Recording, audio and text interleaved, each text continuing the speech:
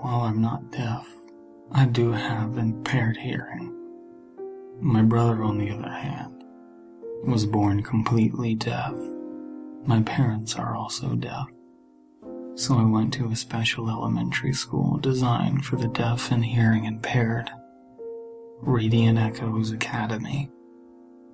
It was a place full of drudgery and boredom. I'm told that's normally what elementary school is like, but our school hours were longer, and we lived on campus. So the scenery was constant and tedious to my brother and I. There was a playground, which the older kids never played on. They had long grown tired of the simple equipment. Plus, it was outdated.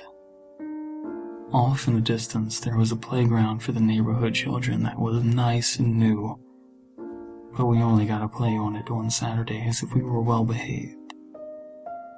There was the field with a little building we just called the house, and we weren't allowed to go around. And then there was the church. The campus itself had once been a church as well, but the church moved next door, adopting similar architecture. Our steeple was torn down. From one of the back doors to the middle of the playground was a path leading to seats and shade, where the teachers would sit while we played. The teachers always had to keep a close eye on us. We felt imprisoned, and they knew that we felt that way. There was a field, and on Friday evenings, we could wander around and play freeze tag. That is, if Miss Forrester thought we did good that week in school. She was one of the few teachers there that was fully deaf as well. She was more devoted to the job than any other teacher by far. She'd also look after us during the summer sessions. It'd been July, and we'd been playing tag in the field, myself and the other kids that Miss Forrester trusted to stay close by, and not wander off towards the house. During a game of freeze tag once, Derek, my brother, and me were sitting, taking a break. He asked me,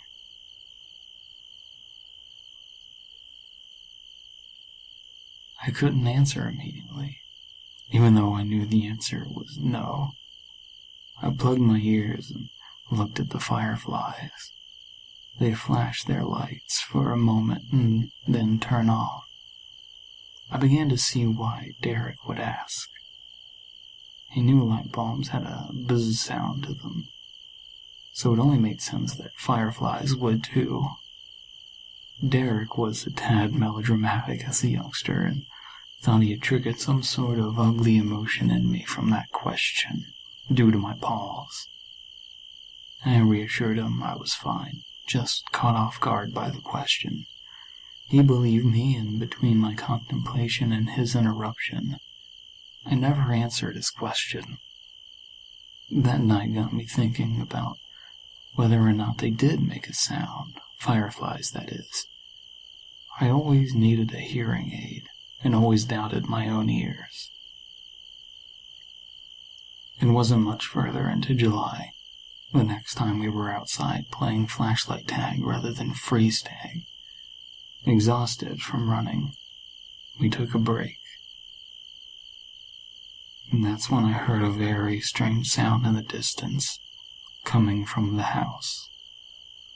My face betrayed the fact that I heard something odd, and Derek asked if I heard the fireflies. I said I didn't.